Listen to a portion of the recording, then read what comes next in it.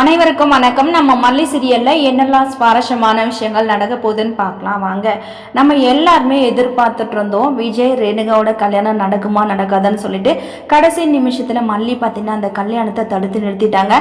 எல்லாரும் நினைப்பாங்க இது எல்லாமே ரேணுகாவோட கனவா இருக்கும் அப்படின்னு சொல்லிட்டு. ஸோ இது எதுவுமே கனவு இல்லை. ஏன்னா மல்லி ரொம்ப பொறுமையா இருந்தாங்க. ஆனா வெண்பா விஜய் இவங்க ரெண்டு பேரோட வாழ்க்கையும் கேள்விக்குறியா ஆக போகுது. இவ உண்மையான ரேணுகா இல்லை. இவ ஏன் விஜயோட வாழ்க்கைக்குள்ள போயிட்டு அவங்க நிம்மதியா இருந்தா பரவாயில்ல.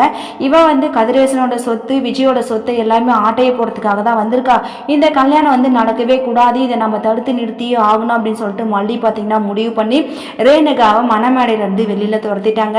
இதுக்கப்புறம் ராஜி பார்த்தீங்கன்னா மல்லி இப்படிலாம் செய்வாங்கன்னு சொல்லிட்டு ராஜி எதிர்பார்த்திருக்க மாட்டாங்க. பட் ஆனால் மல்லி இவ்வளோ தீவிரமா இறங்கி அவர் ரேணுகா இல்லை சுடர் அப்படின்னு சொல்லிட்டு சொல்றாரு அப்படின்னு சொல்லிட்டு ராஜி ஒரு பக்கம் ரொம்ப யோசிக்கிறாங்க.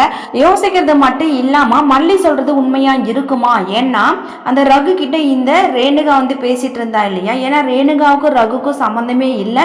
இப்ப வர சூழ்நிலையில ரேணுகா எனக்கு யாருமே தெரியாதுன்னு சொல்லிட்டு தான் சொல்லிட்டு இருந்தா.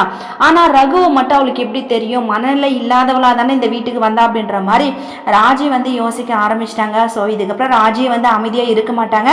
இவன் ரேணுகாவா சுடரா அப்படின்ற விஷயத்த கூடிய சீக்கிரத்துல ராஜியும் கண்டுபிடிக்க தான் போறாங்க. வாங்க வெயிட் பண்ணி பார்க்கலாம். இந்த வீடியோ பிடிச்சிருந்தா லைக் பண்ணுங்க, ஷேர் பண்ணுங்க, கமெண்ட் பண்ணுங்க. மறக்காம நம்ம சேனலை சப்ஸ்கிரைப் பண்ணுங்க. தேங்க்யூ.